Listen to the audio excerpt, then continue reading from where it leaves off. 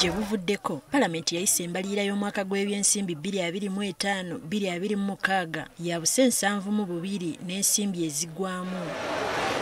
Kyokka abategeera ebyenfuna bagamba nti embalirira eno teyasoosowaza bintu bikwatira ddala ku muntu wa wansi.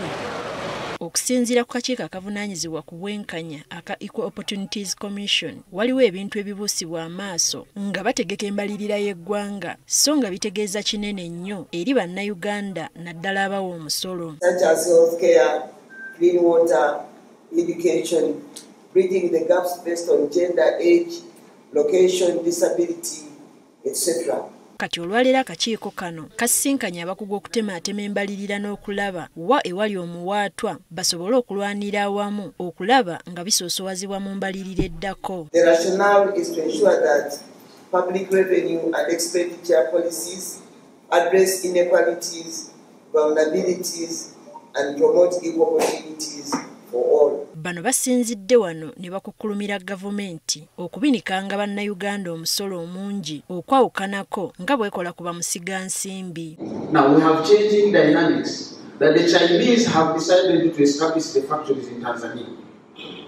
So when they bring directly from China, we tax them 35% or whichever percentage. Balaze obunafu mu nteekateeka ez'enjawulo ezireetebwa gavumenti okuggya abantu mu bwavu kyokka bannayuganda ne batazifunamu. Then the PDM comes with provision of social services, infrastructure, and that is great. But what is happening with implementation?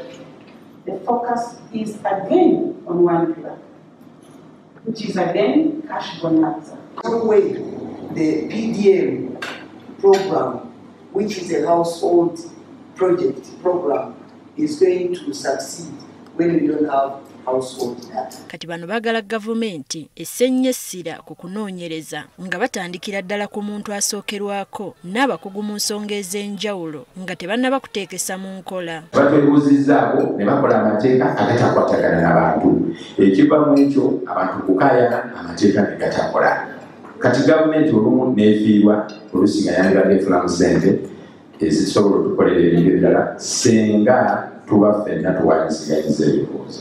There is no way the PDM program, which is a household program, is going to succeed when we don't have household data. Understand whom are we targeting?